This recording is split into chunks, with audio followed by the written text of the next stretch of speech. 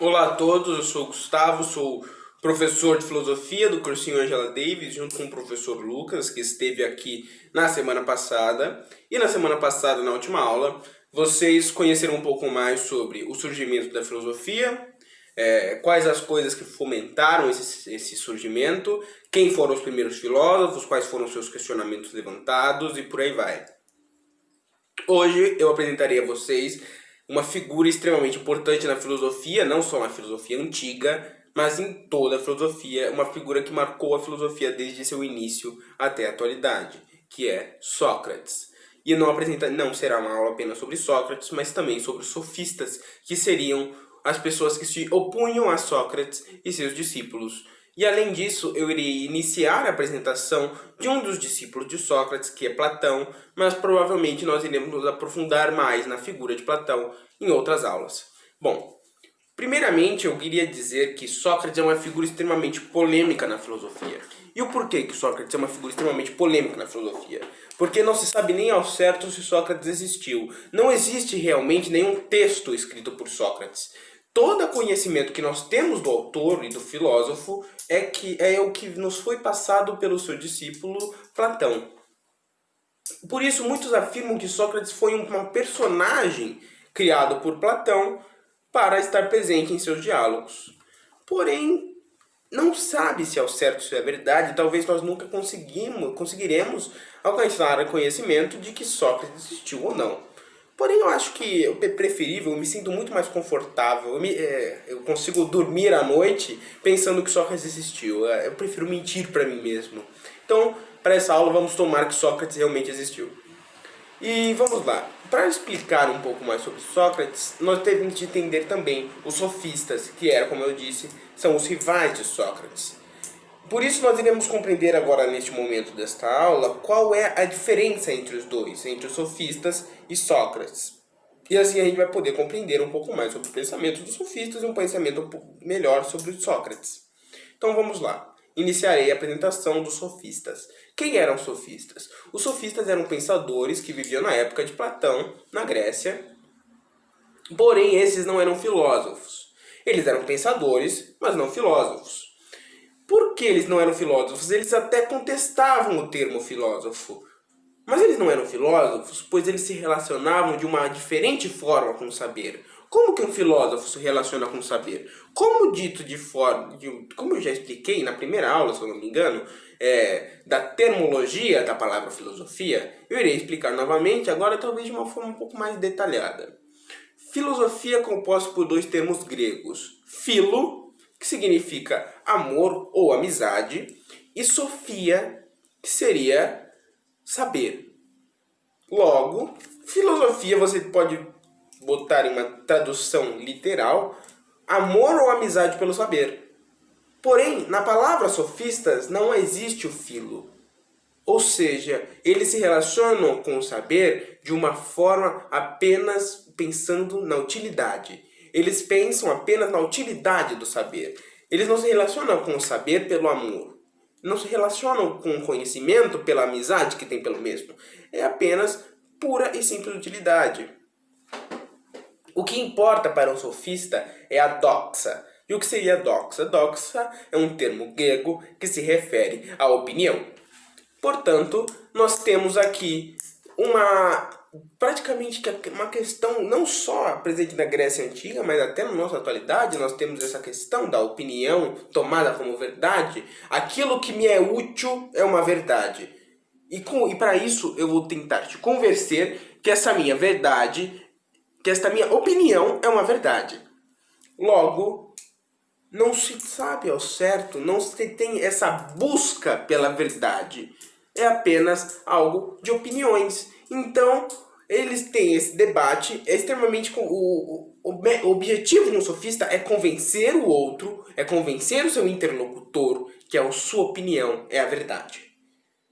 E um sofista, praticamente ele poderia dizer, em termos mais contemporâneos, que um sofista ganha um debate nos gritos. Ele não apresenta, às vezes, argumentos pautados em ciência e por aí vai. É apenas opinião. É algo muito mais opinativo do que científico. Porém, Sócrates já não funciona desse jeito. Sócrates já é um filósofo, um pensador e um filósofo.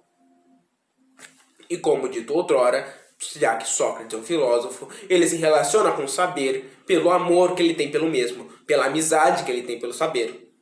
Portanto, Sócrates está preocupado com a aletheia, que é a verdade em si, a busca pela verdade. E para se buscar tal verdade, Sócrates desenvolveu 2 métodos para não só Sócrates alcançar a verdade, mas fazer com que os outros alcancem a mesma. Sócrates inventou a ironia e a maêutica. Agora eu irei explicar cada uma delas. Explicaria a ironia primeiro, depois a maêutica. Agora eu vou abrir uma aspas aqui na nossa explicação e direi que eu peço para que vocês não se preocupem tanto em fazer anotações, tomar anotações sobre as coisas que eu estou dizendo nesse momento. Claro, se quiserem, estão livres. Mas eu queria que não se preocupassem tanto com isso, prestassem mais atenção na minha fala do que se preocuparem em tomar notas, porque o texto que foi desenvolvido para esta aula vai ser disponibilizado para vocês como material de apoio. Então não se preocupem tanto em fazer anotações. Mas também é muito individual de cada um o jeito de estudar, então façam da forma que melhor caber para vocês, mas vai ser disponibilizado um material que tem o intuito de ajudá-los. Vamos seguir agora com a nossa aula. Irei explicar a vocês ironia. Ironia que Sócrates desenvolveu não foge muito da definição que nós temos de ironia hoje em dia, que é... Vamos lá. Ironia hoje em dia nós temos que quase que falar um absurdo, que não seria uma verdade, para causar uma sensação no outro de choque. A pessoa fica chocada com a sua fala absurda. E aqui em Sócrates não difere muito. Suponhamos que o professor que vos fala, em sala de aula, inicia um debate sobre um tema extremamente polêmico, seja ele qual for, e durante este debate o professor começa a defender algo indefensável. Este professor começa a defender algo absurdo. Com certeza, alguns de vocês, ou a maioria, ou talvez a totalidade de vocês, viria contra mim, iria se opor à minha fala. E este seria o meu intuito. Causar uma inquietação em vocês, tirar vocês da zona de conforto, para assim me questionar e ver que aquilo é o absurdo e reconhecer a verdade. A verdade por trás da minha fala e a verdade por trás do meu objetivo. Então, o meu verdadeiro intuito seria tirar vocês da sua zona de conforto, causar uma inquietação e levar vocês até a verdade. O outro método desenvolvido por Sócrates foi a maêutica. A maêutica, com seu método socrático, consiste em, através de respostas de perguntas menores ou através das respostas de questões menores, induzir o seu interlocutor a uma verdade superior. Você vai fazendo pequenas perguntas. Você não vai falar a ele, a verdade é isto. Você irá fazer pequenas perguntas. E vai instigando aquela pessoa e vai induzindo um caminho até que ela, de forma sozinha, alcance a verdade superior. Então nós agora já compreendemos um pouco mais sobre os sofistas e sobre Sócrates, compreendemos um pouco mais sobre qual foi o pensamento de cada um e qual foi o motivo do choque entre eles. Irei apresentar agora a vocês um texto sobre Sócrates, que é a Apologia de Sócrates, texto escrito por Platão, onde narra a condenação de Sócrates. Sócrates está sendo acusado de corromper a juventude e de impiedade. Impiedade que seria a ausência de fé, a falta de crença nos deuses gregos. Sócrates acaba sendo condenado e acata tal condenação, e Sócrates é condenado à morte, e aí ocorre a morte de Sócrates. Sócrates é obrigado a tomar um veneno e morre. Porém, em determinado momento do julgamento, Sócrates decide explicar o que ele fazia. Qual seria a coisa para a qual Sócrates dedicou a sua vida. E para explicar isso, ele vai começar a contar uma história. Ele diz que em determinado dia, um amigo de Sócrates chamado Querefontes foi até o templo de Apolo em Delfos. Esse templo de Apolo em Delfos é um templo extremamente importante para a filosofia socrática, pois em determinados diálogos de Sócrates, que foi escrito por Platão, esse templo aparece e lá existem diversas escritos extremamente importantes. Esse templo realmente existe. Ele fica próximo a Atenas ali, em Delfos, próximo a Atenas. E sobre a construção desse templo existe uma história extremamente curiosa, que seria que foram soltas duas águias ao mesmo tempo, e no ponto onde elas se encontrassem seria ali construído o templo de Apolo. Então, foi o que ocorreu. As águias se encontraram em determinado lugar ali em Delfos, e lá foi construído o templo de Apolo em Delfos. Então, Querefontes vai até o templo e consulta o oráculo. E o oráculo diz que Sócrates é o mais sábio dos homens. Quando Sócrates fica sabendo deste tal dito oracular, ele não aceita. Ele questiona em total momento. Sócrates não se achava o mais sábio dos homens. Ele acreditava que existia muitos homens mais sábios que ele. Mas a grande questão do dito oracular é que o dito oracular muitas vezes é um enigma. O oráculo, ele fala pelo Deus. E você teria de interpretar aquela fala, e isso demoraria talvez pouco tempo, ou talvez seria um dito oracular, um enigma, que você resolveria durante toda a sua vida. Sócrates, então, para resolver este enigma, ele vai iniciar a pesquisar. Ele vai começar a questionar e vai tentar ir atrás da resposta do porquê o oráculo e o Deus disseram que Sócrates é o mais sábio dos homens. Porque ele tinha que investigar aquilo. Porque o Deus não pode mentir, o Deus é perfeito, Deus não mente.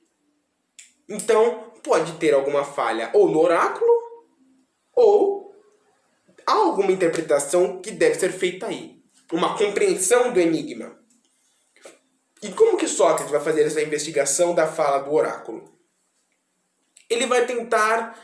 Não, não vai tentar não. Ele vai atrás de várias pessoas que ele julgavam serem mais sábias que ele. Ele vai atrás dos homens mais sábios que ele acreditava na época. Ele foi atrás de grandes médicos, juízes, poetas e por aí vai. Políticos, todos. E durante essa investigação, Sócrates se choca. Ele fica chocado com as coisas que ele encontra e começa, de certa forma, a desvendar o enigma. Pois a grande questão é, quando ele começava a perguntar as coisas para essas pessoas, eles não sabiam responder. Pois eles diziam que sabiam coisas que não sabiam. Eles não reconheciam a sua ausência de conhecimento. Porém, Sócrates reconhecia. Sócrates é dono da frase, sei que nada sei. Portanto, por que Sócrates é o mais sábio dos homens? Pois, a partir do momento que você conhece sua falta de conhecimento, só a partir daí você pode começar a conhecer. E aqueles que eram ditos mais sábios não conheciam a sua ausência de conhecimento, por isso não eram nem um pouco sábios. Porque se você não conhece o que você não conhece, você não pode conhecer mais nada. Portanto, Sócrates é o mais sábio dos homens, porque ele sabe que nada sabe. E a partir desse momento, ele se põe numa postura mais investigativa, podendo alcançar conhecimentos e verdades superiores. Logo, qual é a coisa para a qual Sócrates dedicou sua vida? Sócrates dedicou a sua vida para a busca do conhecimento e a busca da verdade. Acredito que esta apresentação da Apologia de Sócrates consegue fechar muito bem esta questão dos sofistas e de Sócrates, essa relação que existia entre eles. Porém, o grande golpe que os sofistas sofreram não foi proferido por Sócrates, e sim pelo seu discípulo Platão. Platão, ele é autor de um dos textos que eu diria que compõe hoje a cultura pop. Um texto filosófico que é realmente bastante conhecido. E acredito que vocês já devem ter ouvido falar, ou até mesmo já conheçam o mito da caverna de Platão, ou a alegoria da caverna de Platão. Ele se tornou popular porque ele está presente no filme Matrix, de certa forma. Claro que ele foi adaptado ali, é um filme hollywoodiano, você tem que fazer as suas adaptações para ficar um pouco mais interessante. Não seria legal alguém narrando o mito da caverna de Platão. Então, o mito da caverna de Platão faz parte da cultura pop nesse momento, na nossa atualidade. Porém, o mito da caverna de Platão surge para começar a questionar esta questão dos sofistas, questionar esta ditadura da opinião cega. a opinião começou a cegar as pessoas e as pessoas começaram a se fechar e acreditaram tanto nessas falsas verdades que não estão prontas para ir atrás disso. Então agora eu vou explicar o que seria o mito da caverna. Suponhamos que um grupo de pessoas nasceu e cresceu dentro de uma caverna. Tais pessoas estão acorrentadas e elas estão com a visão voltada para uma parede. Elas não podem virar as costas e nem a sua visão para a entrada da parede. Atrás dessas pessoas há a entrada da parede e uma fogueira que produz luz constantemente. Então, o que essas pessoas veem? O que essas pessoas conhecem? Essas pessoas conhecem os reflexos que passam na parede por conta das pessoas, das coisas, dos objetos que passam pela entrada da caverna. Logo, essas pessoas não conhecem as coisas. Elas conhecem o reflexo das coisas. Elas não conhecem a verdade. Elas conhecem apenas a sombra. Porém, um dia, um desses prisioneiros é solto. E ao sair da caverna, a primeiro momento ele fica um pouco cego, claro. Ele nunca havia visto a luz do mundo. A luz que vem do sol, o único que pode iluminar a verdade. As verdades. Porém, com o tempo ele começa a se adaptar, um tempo longo ele começa a se adaptar e começa a conhecer a verdade. Ele começa a compreender que as sombras, que até então era a única coisa que ele conhecia, não eram a verdade. A sombra era apenas aquilo que ele conseguia ver naquele momento com o pouco conhecimento que tinha do mundo. Agora ele conhece a verdade. Ele vê os seus reflexos, ele vê a sombra, ele vê seu reflexo e vê que aquilo não é verdade. Ele sabe a verdade agora. Ele compreende que a verdade está fora da caverna e não dentro da caverna. Ele fica ensandecido com essa descoberta e decide voltar para libertar seus amigos. Quando ele volta, ele é dito como louco. As pessoas se recusam a sair da caverna, mandam que ele saia e que ele está completamente louco. Como poderia aquela sombra, a única coisa que aquelas pessoas conhecem, serem mentira? Como pode? Você nasceu e cresceu trancado dentro da caverna, aquela é a única realidade que você conhece. Chega alguém com a cara de pau e te fala que aquilo tudo é mentira, que a verdade está do lado de fora, que você nem sabe o que é o lado de fora, porque você só conhece o lado de dentro. Porra! Isso não faz nenhum sentido. Por isso, as pessoas botaram o homem que conseguiu sair da caverna para fora. E o que Platão quer falar com isso? As pessoas já se tornaram tão cegas com a sua ausência de conhecimento. É tão confortável o mundo que elas estão. O interior da caverna é tão confortável que as pessoas não estão mais dispostas a sair e nem querem. E se sentem ameaçadas quando alguém tenta tirá-la da caverna. Todos nós temos nossas cavernas. Estamos no interior de uma delas.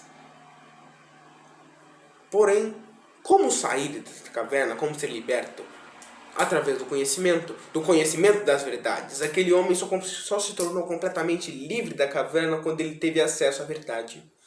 Que é um pouco que é exposto naquele filme Matrix. Você tem um personagem Neo que está preso lá no mundo da inteligência artificial. E aí chega o outro personagem, que eu esqueci o nome porque faz muito tempo que eu não vejo o filme, peço desculpas. E oferece aquela pílula, uma vermelha, uma azul, que seria uma delas que daria acesso à verdade, a outra não. Só que poucas pessoas como Neo desejam sair daquele mundo, que é aquele mundo das mentiras, o mundo do senso comum, e desejam ter acesso à verdade e buscar o conhecimento por si próprias. Bom, eu acho que por hoje é basicamente isso. Então vamos fazer uma recapitulada da aula de hoje. Lhes apresentei os sofistas, que se relacionam com o conhecimento unicamente pela utilidade que o mesmo lhe fornece. Lhes apresentei Sócrates, que é um filósofo que se relaciona com o conhecimento pelo amor ao conhecimento. Por isso que os dois têm esse grande confronto. Os sofistas seguem a doxa, que seria a opinião. Eles estão preocupados em mostrar que a sua opinião seria uma verdade. E temos, além dos sofistas, temos o Sócrates, que está preocupado com a aletheia, que seria a verdade. E para buscar esta verdade, ele desenvolve o método da ironia, que busca causar inquietação e tirar a pessoa de sua zona de conforto através de falas absurdas. Temos a maêutica, que através de pequenas perguntas, questões menores, induzir a pessoa através de suas respostas até uma verdade superior. Lhes apresentei o diálogo Apologia de Sócrates, onde Sócrates é condenado à morte, e nesse diálogo surge a grande e famosa fala sei que nada sei, e esta frase surge porque Sócrates é dito que Sócrates é o mais sábio dos homens. E Sócrates, ao investigar isso, ele descobre que, por que seria o mais sábio dos homens? Porque ele é o único que conhece a sua ausência de conhecimento. Só sei que nada sei. E por isso ele é o mais sábio dos homens, porque só se pode ser sábio quando você reconhece o que você não sabe. Lhes apresentei, além disso, o mito da caverna de Platão, que tem como objetivo criticar os sofistas e apontar que as pessoas já estão cegas para a verdade e que, dentro da caverna, ou melhor, com o conhecimento que eles têm sobre a opinião, o mundo da opinião é muito mais confortável do que o mundo da verdade. Bom, encerro nossa aula de hoje. Agradeço a todos que vocês viram. Eu tentei ao máximo reduzir esta aula. Eu gravei outras horas, deu 40 minutos, ficou muito extensa. Eu acho que ia ficar um pouco maçante para vocês assistirem. Tentei fazer algo um pouco mais reduzido. Escrevi o texto, que vou mandar também para vocês, o textinho de apoio que está aqui comigo. Tudo que eu falei aqui agora vai estar no texto de apoio, então leiam ele também. Deu 4 páginas. Tentei fazer de forma sucinta, resumir, porque como a aula online é muito mais desgastante que uma aula presencial. Pelo menos eu vejo assim. Então, eu não queria fazer algo muito extenso, ainda mais sobre esse tema. Então, eu também me coloco à disposição para qualquer questão que surja, que vocês tenham, que talvez eu não tenha explicado aqui, vocês me procurem, ou procurem o professor Lucas para sanarem as dúvidas e por aí vai. Não só sobre esta aula, sobre as aulas que já vieram, ou outras questões relacionadas à filosofia. E acho que é isso. Dou por encerrado nossa aula de hoje. Até mais. Espero que estejam todos bem. E um grande beijo a todos. Tchau.